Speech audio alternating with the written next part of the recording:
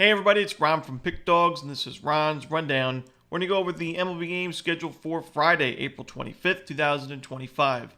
Now, if you like this video, make sure to hit that thumbs up button and subscribe. Put your baseball picks in the comments section below. And if you're looking for my best bets, including my rundown best bet in Major League Baseball, you can find those at the Premium Picks tab at pickdawgz.com. There's also a link in the description. Alrighty, here we go. Here are the games for Friday in Major League Baseball. We got the Philadelphia Phillies taking on the Chicago Cubs. Taijuan Walker and Colin Ray are the starters. You look at that last game for Walker against the Marlins. On paper, 4 innings, 1 run. Obviously not a bad start, but 3 walks to go with it with just 2 strikeouts. And if you watch that game, I was able to watch it, it did look like Walker was a little bit uncomfortable. It looked like he was aiming rather than pitching. I wouldn't be surprised to see this be a really short outing for him. I do worry about an injury potentially with just how he looked in that game. It just didn't look like he was pitching at 100%, and especially down the stretch of that start, he just didn't look very comfortable. I think the Cubs can get to him. They've been a great lineup, obviously, recently in that Dodgers series. They had a big series, and I think they'll be able to get to Walker for a few runs early. I don't love the way the Phillies are playing right now, coming off the sweep against the Mets. Ray pitched really well in his last game against the Diamondbacks, even though that game ended up being super high scoring. Ray, it was not his doing. He went 4 2/3 of 1-run ball with 5 strikeouts. So I'm going to go with the Cubs in this one on the money line and run line. Next up, we got the Baltimore Orioles taking on the Detroit Tigers. Brandon Young and Casey Mize are the starters. I watched the Major League debut from Brandon Young, and I do think, and this was also mentioned in a scouting report going into the start, that he lacks a true put-away pitch. He was able to get to 2 strike counts often in that game, but struggled to earn the swing and misses, even though he had 3 strikeouts, to really put together a good outing. And we saw 7 hits from the Reds, a few runs, a home run, a couple of walks as well. I think that that's going to be an issue for him, and I don't expect him to be at the major league level for too long, at least as a starting pitcher. I think the Tigers get to him early. They've been a good lineup against righties at home this season with a solid OPS at 760 at Comerica against righties, high walk rate, low strikeout rate. I think they get to Young early, and I think that the Orioles bullpen, while it's great on paper, it has been struggling this year. The Orioles pitching staff in general has been one of the weakest units in all of baseball, and we saw the 24-run score by the Reds last week. I think Casey Mize is a great option for the Tigers. I think that the Orioles lineup, while it's been a lot better against right-handed pitching, we even saw a guy like Trevor Williams go 5 innings of 1-run ball. They're struggling with runners in scoring position. I think they get behind the 8 ball early in this game because of Brandon Young. I think the Tigers win this game and cover the run line. Next up, we got the New York Mets taking on the Washington Nationals. We got Jake Irvin and Kodai Senga on the mound. Right now, everything is going the Mets' way. They've got a great bullpen. They've got a great ace in Kodai Senga, who has not given up a run in 3 straight games. Their offense is doing damage with runners in scoring position, taking advantage of their opportunities. It's tough to go against the Mets, even though on the road they're just 6-6. At home, they're 12-1, and we find them on the road in this game. I still think they'll get to Irvin for a couple of runs, add a few runs on a struggling Nationals bullpen, win this game, potentially cover the run line. So give me the Mets on the road. Next up, we got the New York Yankees taking on the Toronto Blue Jays. Jose Barrios and Carlos Carrasco are the starters. Carlos Carrasco has definitely struggled this year, and he's not an amazing starting pitching option for most rotations, but the Yankees are still 3-2 in his first 5 starts, and they were just about to be 4-1 if it wasn't for a blown save and a bullpen collapse in that last game against the Rays. Carrasco, I think, is still a serviceable veteran. I don't think he's going to be perfect in this outing, but he's got great numbers against the current Blue Jays lineup. Toronto was absolutely miserable offensively against the Astros in their last series, so they had a hot start against right-handed pitching, but their power numbers are not great, and I think Carrasco can go 5, 6, 3, maybe 4-run innings and keep the Yankees competitive in this game for their bats to do the rest of the talking against Jose Barrios, who has also struggled this year and has been miserable against the current Yankees lineup with really high expected slugging percentage numbers. Aaron Judge in 34 at-bats, 5 home runs on Jose Barrios with a 974 expected slugging percentage, 383 expected batting average. He has just owned Barrios in his career. I think Judge is certainly in line, capable for another home run in this one. Maybe even a guy like Trent Grisham, who's got 2 home runs on Barrios in his matchups in 7 ABs. I'm going to roll with the Yankees in this one. I think it's going to be a high-scoring game. Give me the Yankees on the money line and run line. Next up, we got the Boston Red Sox taking on the Cleveland Guardians. We got Ben Lively and Tanner Houck as the projected starters.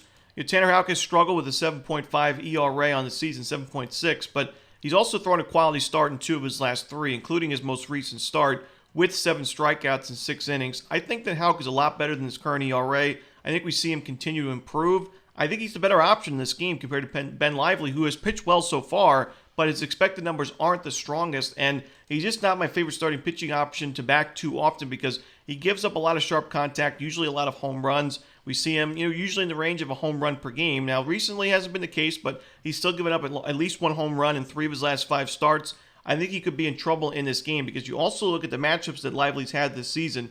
Royals twice, the White Sox, the Pirates. The only tough matchup, which also so happened to be his worst start of the season, was the Padres, where he went 4 1/3, 7 hits, 4 runs, and a bomb. I think the Red Sox get to him. I think the Red Sox win this game at a very solid price. I'll take Boston on the money line. Next up, we got the Los Angeles Angels taking on the Minnesota Twins. Kyle Hendricks and Simeon Woods Richardson are the starters. I do think this will be a competitive game early on. I could see both teams trading some runs here and there in the first few innings, but I think the Twins have the much better bullpen in this game, in this series. I like Minnesota to end up winning this game on the money line. Now, the Twins, we know they had a miserable start to the season. The losses piled up, the injuries piled up, and they're still well below 500, but they're playing much more competitive baseball, in my opinion, in the last couple of series. They had a couple of blown leads against the Braves. Those were heartbreaking losses, but I do think the Twins, from an offensive standpoint, have been more competitive, better ABs. The bullpen's been sharpened up a little bit in recent games. I like the Twins in this matchup and in this series overall on the money line. Next up, we got the Houston Astros taking on the Kansas City Royals. Hayden Wesneski and Seth Lugo are the starters. I think this is a tough spot for the Royals because Seth Lugo has struggled in his last couple of starts, giving up 7 runs in his last 2 games combined with 5 home runs to go with it. The Royals are coming off the doubleheader on Thursday, and their offense, plainly put, has struggled this year against right-handed pitching. Wesneski's pitched well for himself. The Astros had the off day on Thursday after a great series, one of their best series of the season against the Blue Jays. I got to roll with the Astros in this one on the money line on the road. Next up, we got the Milwaukee Brewers and the St. Louis Cardinals. We got Chad Patrick and Matthew Liberatore as the starters. These have been 2 teams that have been really tough to read, in my opinion, this year. We've seen some good performances. The Cardinals are 8-4 at home. But they're still 10-15 overall because of their struggles on the road. The Brewers are also, a much better team at home than they are on the road so far this year. They're coming off the 4-game series in San Francisco. No days off in between that series and this one in St. Louis. Both of these bullpens have been miserable. They're, both have ERAs above 5. I'd rather just take the Cardinals in the first 5 innings. We know the Brewers against lefties offensively have not been the best this year and in previous seasons. Liberatore is pitching some of his best baseball of his career, and Patrick does have some sizable regression concerns with pretty steep expected numbers in the xFIP and Sierra department in the 4s. So I'm going to roll with the Cardinals on the money line in the first 5 innings. I think St. Louis could find a way to win the game in the end, the full game as well. But that bullpen, both these bullpens, so volatile, mostly to the negative side, that I just can't roll with them in the full game. So give me St. Louis first 5. Next up, we've got the Colorado Rockies taking on the Cincinnati Reds. No official starter right now for Colorado. We should see Andrew Abbott going for Cincinnati. Kyle Freeland was in line to be the starter for this game. We'll see if he is, but he did leave the game early, his last start against the Nationals, so that could be an issue for him. And the Rockies have one of the worst, if not the weakest, bullpens on paper in baseball. It's been better than expected, but still, I don't love it at Coors Field. Against the Reds team, its offense is waking up. Andrew Abbott's pitched well, so far this season, and against the current Rockies hitters. He's also had a Coors Field start in his career. That was a quality start for him, so I got to go with the Reds in this one on the money line. I think the Rockies compete in this series, but this is not their best matchup, in my opinion, after the doubleheader. So give me the Reds in Game 1 of the series. Next up, we got the Atlanta Braves taking on the Arizona Diamondbacks. Zach Gallen and Chris Sale are the starters. Gallen, a 5.6 ERA this season, 6.75 at home. And for me, the big concern is, and you look at his home starts, well less than a strikeout per inning. And, that's for somebody that I do expect to miss some bats like Gallen, that's a concern. He's given up a home run in all 3 of his home games. The control's been off with 3+ walks in all 3 of those home games. And the Diamondbacks are just 1-2 in his home starts. Now, his last home game was a quality start on paper against the Brewers. But again, 3 walks, a home run, 5 hits, 2 runs to go with it. He just hasn't been that dominant starter or stopper in the starting rotation. And with Chris Sale on the other side pitching a lot better than he did in the first couple of games. Sale's been great at Chase Field and limited work, but still, 13 innings or so, sub-3 ERA. I think that, we know the Diamondbacks have been a lot better against right-handed pitching than lefties. I think Sale pitches well. I think the Braves get to Gallen. I think Atlanta wins this game on the road, so give me the Braves on the money line. Next up, we got the Miami Marlins taking on the Seattle Mariners. Cal Quantrill and Logan Gilbert are the starters. Now, this is not going to be the most popular play, but Cal Quantrill, while he has struggled in 2025, has great numbers, fantastic numbers against the current Mariners lineup in about 75 plate appearances. The strikeout rate is pretty low, but it's actually higher than most teams for Quantrill. He is just not really a strikeout guy. He's more of a pitch-to-contact pitcher. So decent strikeout stuff, low walk rate, very low expected batting average at 161, and even lower, actual batting average at 155. The expected slugging percentage is low and a 226 xWOBA. He has pitched well against these Mariners, and Logan Gilbert, while he's a great starting pitching option, he's rarely dominant. We usually see him give up at least a run or two, even through 5-6 innings, and he's given up at least one home run in 3 of his first 5. I've mentioned the Marlins' underlying hitting numbers are actually a lot better than a lot of people, including myself, expected. Their xWOBA, their expected slugging percentage, expected batting average, in the above league average to right around league average range, where I expected it to be in the bottom 5 across the board for the entire season. The Marlins have been more competitive there. Their bullpen's not great, but I think that the Marlins at this kind of price are certainly worth a look at plus 1.5 runs and even on the money line. So I'm going to take a shot here with the Marlins on the road. Next up, the Tampa Bay Rays and the San Diego Padres. Shane Baz and Michael King are the starters. I think both of these starting pitchers pitch well. I think Baz bounces back from his rough start against the Yankees. Now away from Steinbrenner Field at a more pitcher-friendly ballpark like Petco, I think Baz can put together a quality start. I think the same thing goes for Michael King. I like the under in the first 5 and a full game in Tampa Bay, San Diego. This should be a fun series, a competitive one. I think the Rays are a live dog in this game, but I'm going to take the under as well. Next up, the Chicago White Sox and the Athletics. We got Sean Burke and Luis Severino on the mound. I like the opposite in this game. I think we see runs early and often. Give me the over. Sean Burke against the current Athletics lineup, not good numbers. Very high expected slugging percentage at 736. Low strikeout rate, high walk rate. The A's match up really well with Burke. I think they get to him early and often. And the White Sox bullpen, one of the worst in baseball. On the flip side, though, Severino against these current White Sox hitters, even though the White Sox lineup's not great on paper, they've got good numbers against Severino. Very low strikeout rate of 14%, high walk rate 11%, the average at 393, the expected batting average even higher at 394, expected slugging percentage at 680.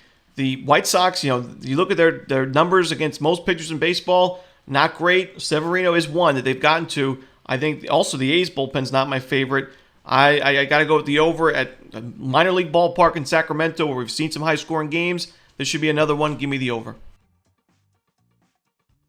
Next up, we got the Pittsburgh Pirates taking on the Los Angeles Dodgers. Paul Skeens and Yoshinobu Yamamoto on the mound in this one. Now, this is a great pitching matchup, of course. Paul Skeens is so effective because not only does he have great strikeout stuff, and he's got about a strikeout per inning so far this year, but the reason why he's so different and so effective on the mound is a lot of starting pitchers that have great velocity and great strikeout stuff, their one pitfall is they give up some sharp contact here and there. Usually ends up being a home run given up and their one mistake of the night, and that could be the difference between winning and losing. But while Skeens did give up a home run in his last game, he is a ground ball specialist. I mean, his ground ball rate is well above 50%.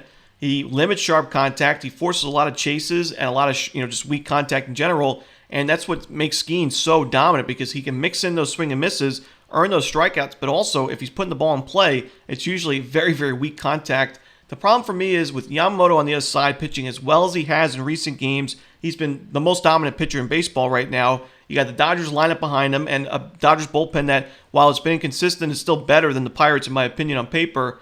The Pirates and Paul Skeens faced this Dodgers lineup twice last year. The Pirates did win one of those games, but it was still not great performances from Skeens. He went a combined 11 innings, 7 earned runs, 3 home runs to go with it. So the Dodgers were able to get to him for quite a few, a lot more than most teams in 2024. I just have to go with the Dodgers in this game. I think they have the better lineup, the better bullpen, and right now in their current form, Yamamoto has been the better starting pitcher. I don't think it's going to be the case the rest of the season necessarily, but right now I got to go with the Dodgers on the money line and run line. Next up, we got the Texas Rangers taking on the San Francisco Giants. Nathan Eovaldi and Justin Verlander are the starters. Now, I think we see both pitchers pitch pretty well. I mean, Verlander's coming off his best start of the season. Quality start against the Angels, 6 innings, 1 run, 6 strikeouts. He's pitching at home at a very pitcher-friendly ballpark. He has not pitched well there so far this year, but the Rangers have also been one of the worst lineups in baseball against righties. And I think Nathan Eovaldi, is also shown to be a great option in the Rangers rotation. He's been even better on the road this season with a 2.4 ERA. I got to roll the under in Rangers-Giants. I think overall this is going to be a low-scoring series as well. And that's it. Those are the baseball games for Friday. Hope you enjoyed this video. Again, if you're looking for my best bets, you can find those at Pick Dawgz Premium, and there is a link in the description. As always, it's Ron Romanelli. Good luck.